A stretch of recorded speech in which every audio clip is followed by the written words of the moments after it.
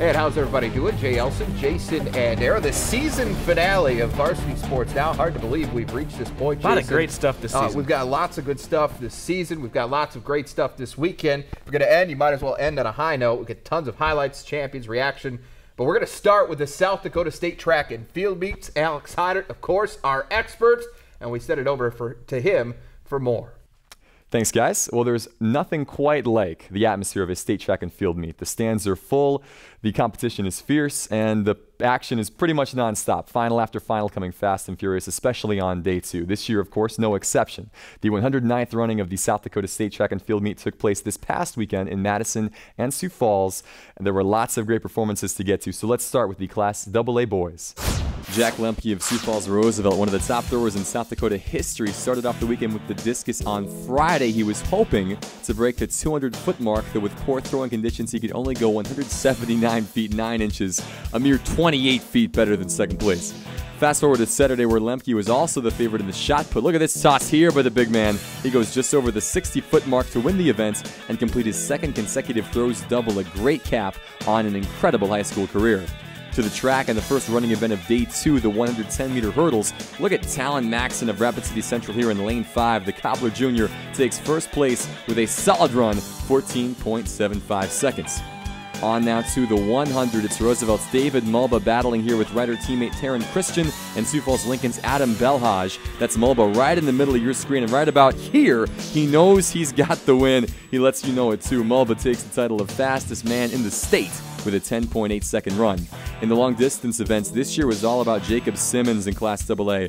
The Scooper Jr. would win the 1,600 meters pictured here and the 800 meters the day previous, en route to being named the AA Boys State Track MVP for 2014. To the Open 400, this was a great duel between the 100-meter runner-up Belhaj and the defending 400-meter champ Cam Holmes of Brandon Valley. Look how tight this is at the wire. The photo finish reveals Belhaj as the winner by 1/100th of a second. He posts the same record-setting mark Holmes put up last year to tie for the state meet record. And read Holmes' lips right here as they're reading off the results. He's like, what? That's what I ran. You can't script this stuff. Final sprint of the day, the 200 meters, and that's David Mulba of Roosevelt in front. But here comes Adam Belhaj on the inside, finding another gear to take the win and complete his sprint double on the day. Tremendous weekend for Belhaj in his final high school meet, but he wasn't done yet. Final race of the state championships, the 4x4 relay. Lincoln, the top seed, coming in. Here's Isaac Bindert with a comfortable lead, handing off to Belhaj for the final leg, and nobody's catching the 400-meter champ. He anchors the Pats to the top of the podium. What a way to cap it all off for Sioux Falls Lincoln. They earn their first boys track and field team title since 1989. The full team standings now, Lincoln able to find a way to get it done over Roosevelt despite losing distance specialist Will Lauer to injury before the meet even started. A complete team effort, though, allows the Patriots to take the championship by a 23-point margin. Adam Belhaj certainly a big part of that. Here are his thoughts on the Pats title. A bunch of guys just kept stepping up. Race after race, we had people who weren't supposed to place, and I mean, everyone just, we kind of worked together, and we thought, you know, this is a team challenge, and we're gonna have to overcome it together. Staying in AA, let's start with some day 1 drama on the girls' side in the triple jump. This is Rapid City Central's Colette Christensen, a champ in this event 2 years ago. She goes huge here, a state meet record jump of 40 feet to take the lead. 1 jump left in the competition for the defending champ Alexis Gannon of Brookings, and with all the pressure on, look what she does here. Step, step, launch, 40 feet, 3 3/4 inches. Gannon repeats his champion and takes back her state meet record in the process.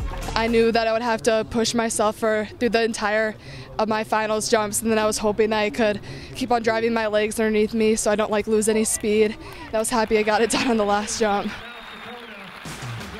To the track now and on to another AA superstar, Courtney Dowling of Pierre. The sophomore was favored in all 3 sprint events this weekend. Here she is, besting a strong field in the Open 100, a great time of 12.15 seconds, and she would just be getting started. Next up, the 400 meters. Dowling pushed all the way here by last year's champion, Brooke Ireland of Sturgis, but Dowling pulls away in the end. An incredible time, 55.11, the best Open 400 mark in state history. Hugs, handshakes, That's a Dwight Clough sighting here on Varsity Sports Now. One more individual event for Courtney, the Open 200 meters, the same race she won at the Dakota Relays in early May. And despite the full schedule on her plate, she still blows away the field by over a second, a 25.37 mark, to earn her third title of the meet. She is absolutely the state AA track MVP, and again, just a sophomore. Ton of credit fans out to Brandon Valley. They placed second in the 4x2, then were awarded first after a disqualification. Then they got their title plaque taken away when that team was reinstated. But hey, no one has taken the 4x4 away from Courtney Bickley and company. They take the mile relay in a school record time, 3:57.32. Great show of character from the Lady Lynx. The team of the weekend, though, Rapid City Stevens. Tamara Gorman was their only individual event winner as she took first in the 3,200 meters and also grabbed the runner-up spot in the mile. But they had great depth and were especially dominant in the relays, including the 4x1 shown here. Look at anchor leg Emily Delzer holding off a strong field featuring 100-meter runner-up Elena Klaparich of Rapid City Central. The Raiders would sweep nearly every relay, winning the 4x1, the 4x2, the 4x8, and the medley, en route to their 16th championship since 1996. After a 2-year absence, it's Stevens back on top of the podium. Here now are the full team standings, with Stevens taking the title by 18.5 points over their cross-city rivals Rapid City Central.